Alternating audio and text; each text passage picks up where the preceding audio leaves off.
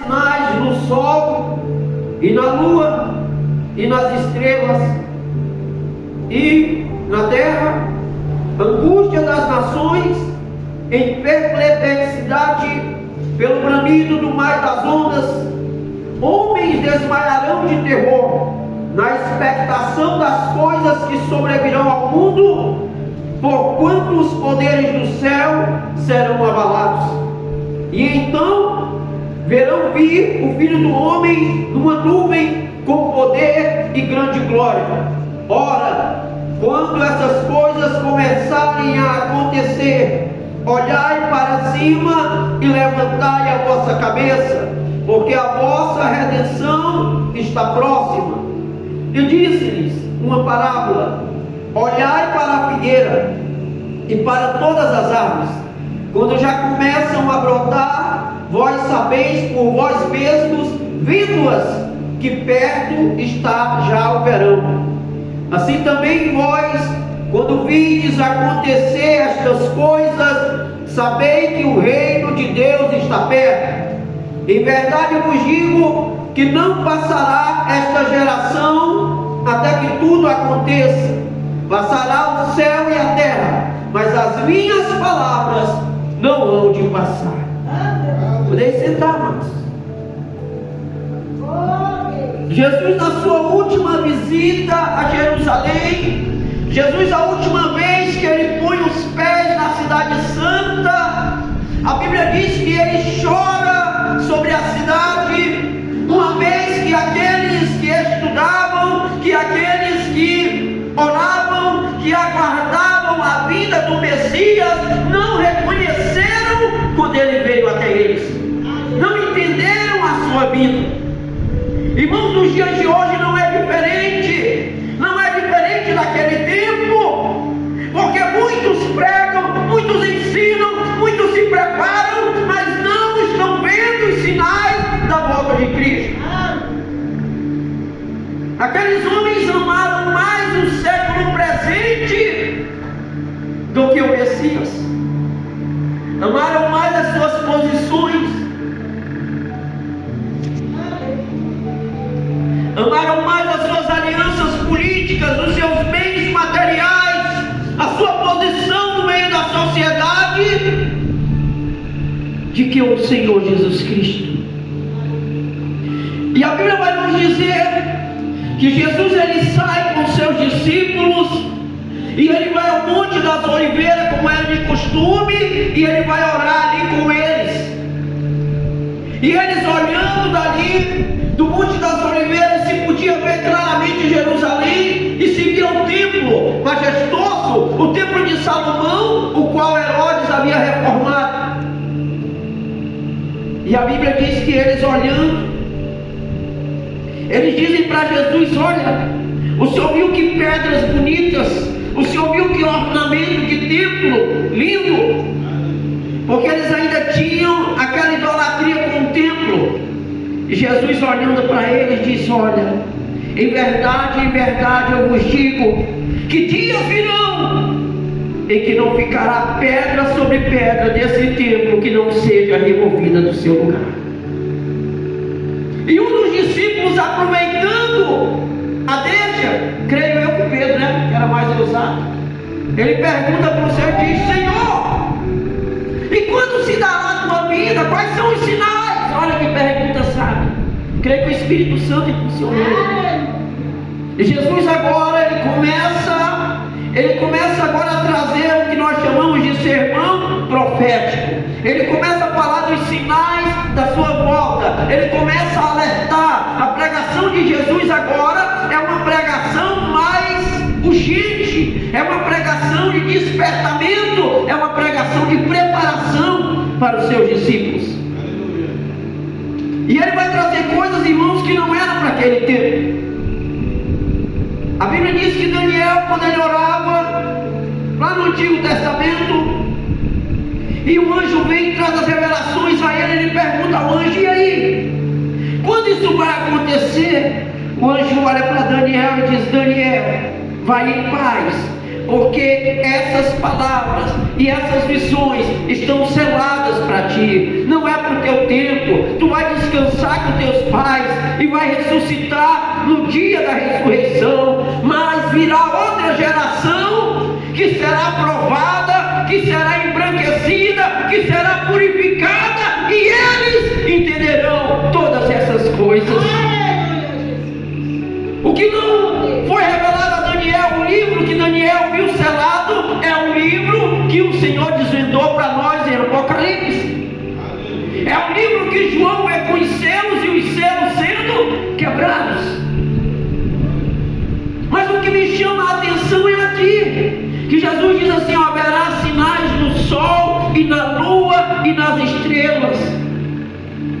Irmãos, que salto a astrologia daquele tempo deu para os dias de hoje, né? O homem já foi para o espaço, temos satélites, e sem falar em várias coisas que aconteceram, vários sinais, o cometa Halley, eclipse, a lua de sangue e muitos outros sinais, que Jesus diz que a lua se converteria em sangue.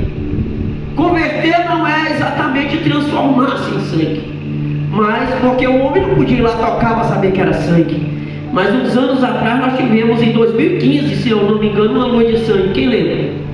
Quem viu? Teve uma super lua vermelha. A senhora viu? Você ouviu, irmão Danilo? Em 2015, não foi, se eu não me engano?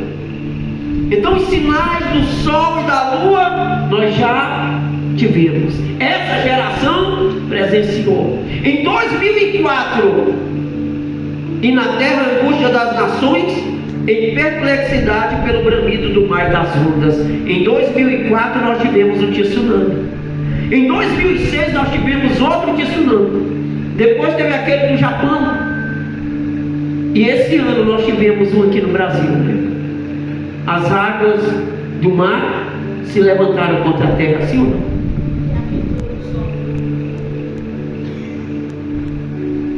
Aí ele diz aqui, ó, aquilo que a pastora acabou de dizer: homens desmaiarão de terror na expectação das coisas que sobrevirão ao mundo, porquanto os poderes do céu serão abalados. Aqui, quando ele fala de homens desmaiando, ele está se referindo ao homem natural, ao homem que não é espiritual. E eu pergunto à igreja: o homem natural, ele consegue ver as coisas espirituais? Sim ou não? Não. Então ele está falando de sinais que seriam notórios aos homens naturais. E qual é esse poder do céu natural que está sendo destruído? Porque ele diz: o poder do céu será destruído, serão abalados. A camada de ozônio, é o que a pastora acabou de falar, o calor que cada ano aumenta, o derretimento, né, do gelo no Polo Norte. Então Jesus, ele já nos avisa, ele já vem dizendo: olha, irmãos, isso aqui é muito sério. Quando Jesus ele diz aqui, esse era um sinal, sabe? A gente olha Apocalipse e eu vejo muitas pessoas confundindo, pensa que o toque das trombetas é juízo. Não, o toque da trombeta é despertamento, e a trombeta já está sendo tocada.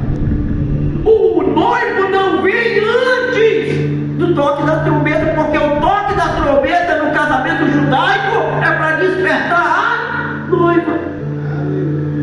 Sabe como é que acontece? Toda a relação de Cristo com a igreja é como a relação de um casamento judaico. E no casamento judaico, o noivo, ele se ausenta por ordem do pai. E o pai estipula um tempo aproximado, diz: olha, mais ou menos 1 ano, 2, no máximo 3 anos. Você vai ficar fora, você vai preparar a casa, aquilo que Jesus falou: eu vou preparar lugar, né, para quando eu voltar, vós estejais comigo também. Aonde eu estiver, vós estejais também. Então Jesus é o noivo que foi preparar lugar. E ele não sabe, no casamento judaico, o filho não sabe quando ele vai voltar. Quem sabe é o pai. É o pai. Só que tem uma coisa, tem uma comitiva no dia que o filho vem, tem uma comitiva que vem na frente. Por quê? Porque a noiva ainda não está vestida. A noiva está. A pessoa vai esperar 3 anos, irmão. Todo dia vestida com o vestido da noiva vai estragar.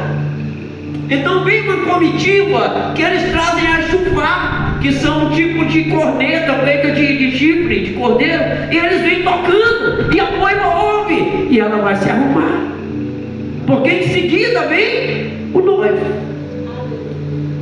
Ela e clama na Gassúbia. E é o que está acontecendo agora, irmãos. Tudo que está acontecendo na terra está escrito aqui como sinais da volta de Cristo. Eu vou ler aqui 1 Timóteo capítulo 4. Mas o Espírito expressamente diz, olha o Espírito Santo falando, que nos últimos tempos apostatarão alguns da fé, dando ouvidos a espíritos enganadores e a doutrinas de demônios. Irmãos, nunca houve uma apostasia tão grande como a que a gente vê hoje. Jovens estão dentro da igreja, participam dos eventos, participam dos retiros e depois estão nas festas.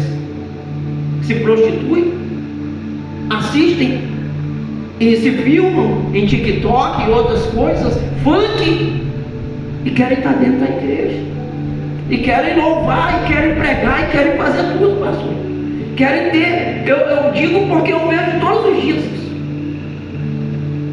Tudo quanto é evento mundano está no meio. Hoje já tem crente que bebe até cerveja sem álcool. Mas pastor, pode tudo, tudo me alista, eu posso todas as coisas, mas nem tudo me convém.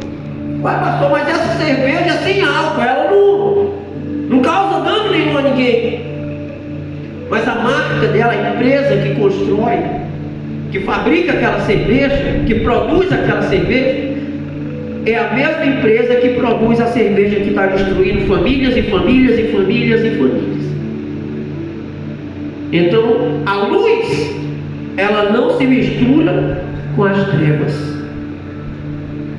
O que Deus quer de nós é um posicionamento.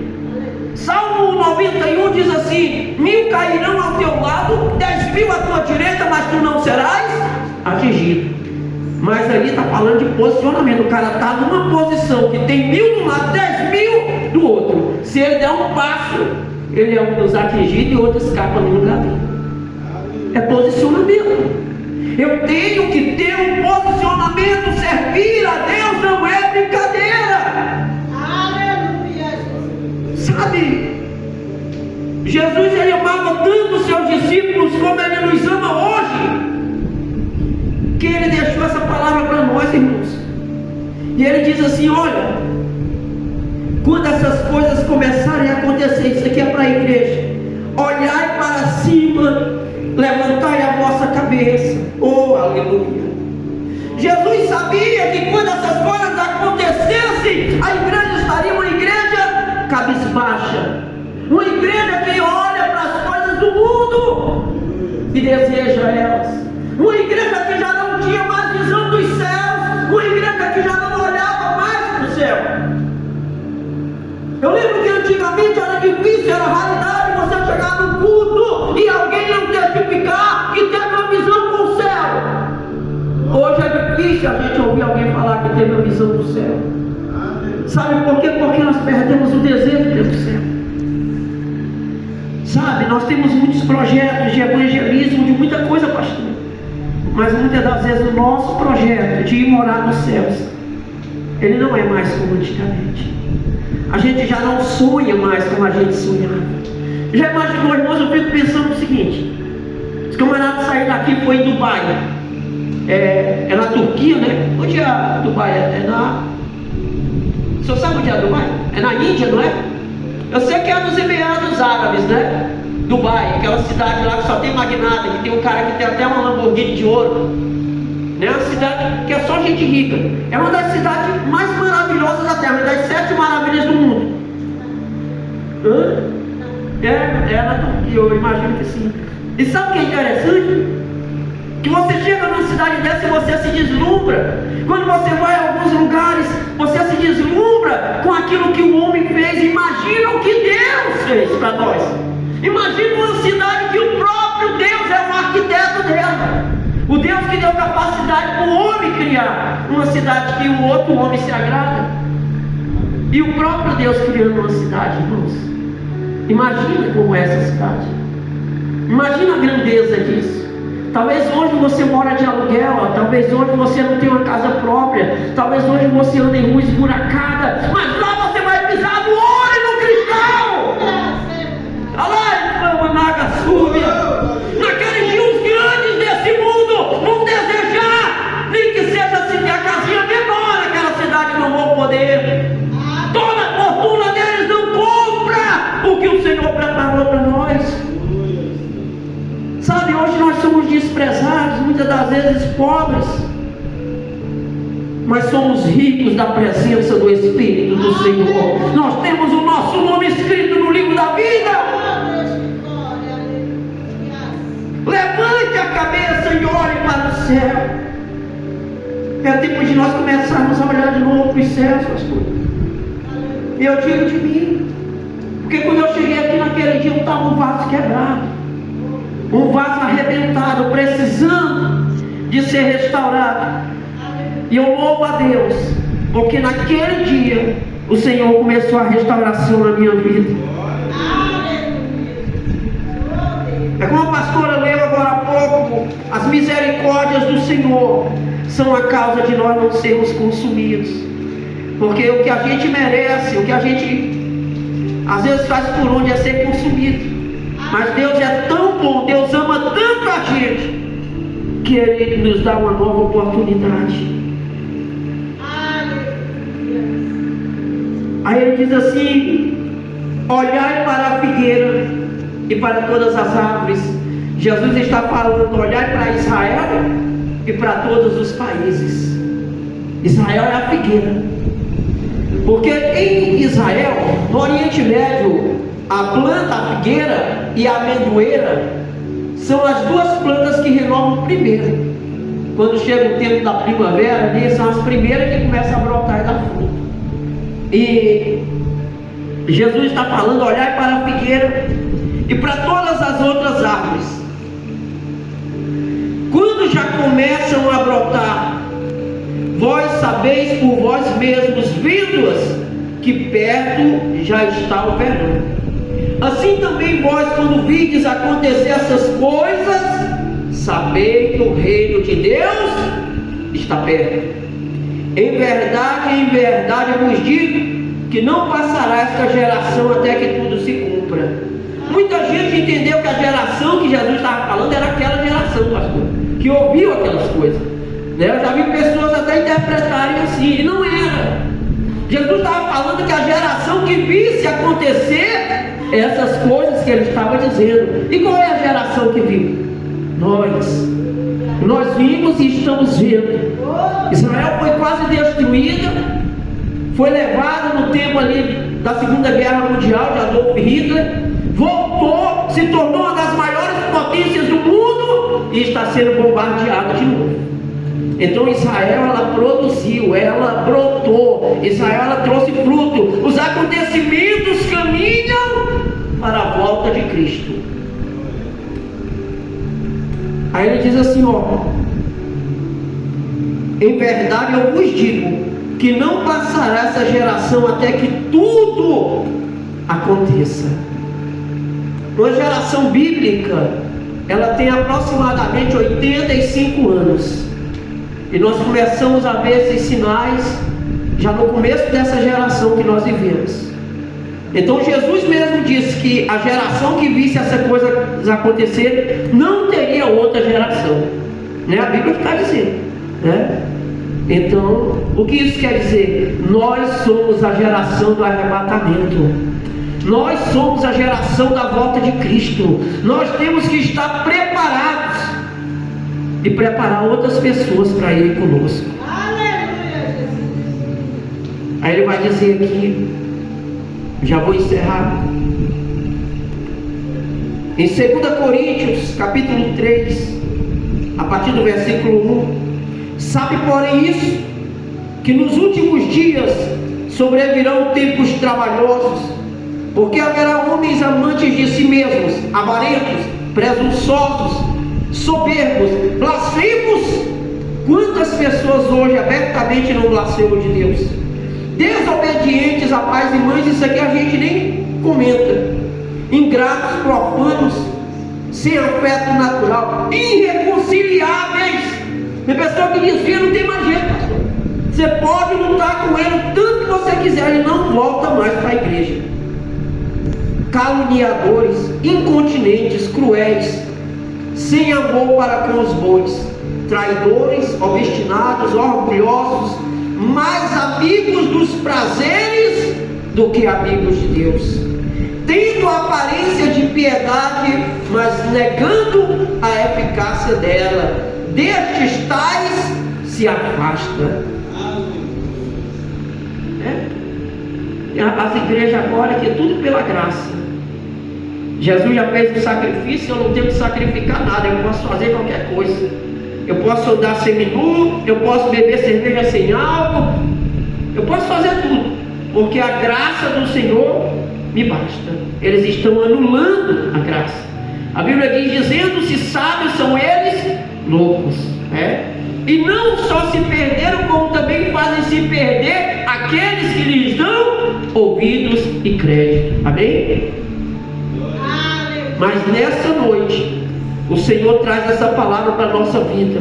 E a palavra do Senhor para nós essa noite é: levante a sua cabeça, olhe para o alto, porque é do alto que nos vem o socorro. Aleluia! É o Senhor que nos socorre. A vitória é nossa pelo nome de Jesus. Agindo Deus, quem impedirá? Tudo posso naquele que me fortalece. O Senhor que te escolheu, Ele te fortalece. O Senhor tem falado conosco porque nos ama e está nos despertando.